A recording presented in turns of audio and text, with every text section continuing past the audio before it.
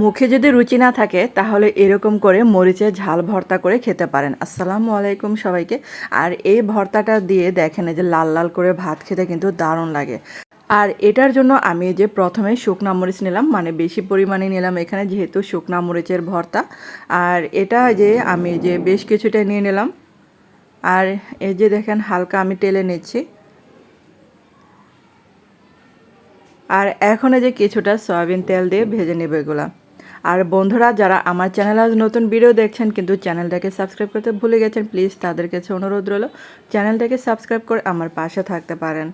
আর চুলার আঁচটা কিন্তু মিডিয়াম আঁচে রেখে এগুলো যে ভেজে নিচ্ছি। আর মরিচগুলো কিন্তু ভাজা হয়ে গেছে। আর এগুলো এই যে চুলা থেকে নামিয়ে ফেলছি এখন। আর এখানে আমি আরেকটু সয়াবিন তেল অ্যাড করলাম। আর এই যে এখানে শুধু পেঁয়াজ কুচিগুলো ভেজে নেব। আর এখানে কিন্তু কোনো রসুন কুচি দেওয়ার দরকার নেই, পেঁয়াজ কুচি দিলেই হবে। আর পেঁয়াজগুলো একটু পোড়া পোড়া করে ভেজে নেব আমি। আর এই যে কিন্তু মানে পেঁয়াজগুলো কিন্তু ভাজা হয়ে গেছে। আর এখন একটা বাটনার মধ্যে শুকনা মরিচের বোটাগুলো ছাড়িয়ে নিচ্ছি। আর এখানে ভর্তার জন্য স্বাদ মতো লবণ দিলাম। আর এগুলাকে এখন এই যে ভালো করে গুঁড়ো করে নিতে হবে। আর আপনারা চাইলে এই কাজটা শিলপাটায় করে নিতে পারেন।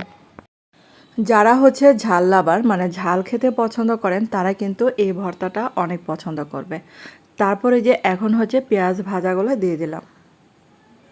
আর এটা দেখেন কত সহজ, যে কেউ কিন্তু বানাতে পারবেন। আর যারা ঝাল খেতে মানে মুখে রুচি থাকবে না তখন এটা বানিয়ে খাবেন, দেখবেন যে অনেক ভালো লাগে। আর পেঁয়াজ আর মরিচগুলো ভালো করে ম্যাশ করে নিচ্ছি আমি। আর এখন এটার মধ্যে আমি বেশ কিছুটা ধনেপাতা কুচি দিয়ে দিলাম। আর ভর্তার মধ্যে ধনেপাতা কুচি দিলে এর স্বাদটা কিন্তু দ্বিগুণ বেড়ে যায়। আর এই যে সবগুলোই ভালো করে আমি এই যে ম্যাশ করে নিলাম। আর এখন হচ্ছে সরিষার তেল দিয়ে নিচ্ছি। তো সরিষার তেল দিয়ে আবারও কিন্তু ভালো করে এই ভর্তাটা মিশিয়ে নিতে হবে।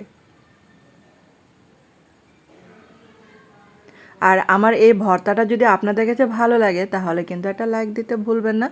আর এটা দেখেন এই যে এখানে বাটনার মধ্যে আবার একটু মানে ভাত নিলাম, গরম গরম ভাত, তো এটা পুছে ভাত খেলাম। দেখেন ভর্তা দিয়ে ভাতটা মানে কেমন লাল লাল হয়ে গিয়েছিল। আর খেতে যে কি মজার, যারা মানে ঝাল খেতে পছন্দ করেন তারা অবশ্যই ভেবে বানিয়ে খেতে পারেন।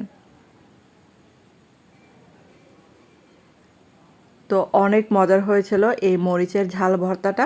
তো আপনাদের কাছে কেমন লাগলো বন্ধুরা অবশ্যই কিন্তু কমেন্ট করে জানাতে পারেন। তো হয়ে গেল আমার মরিচের ঝাল ভর্তাটা। আর ধন্যবাদ সবাইকে এতক্ষণ আমার ভিডিওটা দেখার জন্য। ভালো থাকবেন, সুস্থ থাকবেন, দেখা হবে পরবর্তী ভিডিওতে।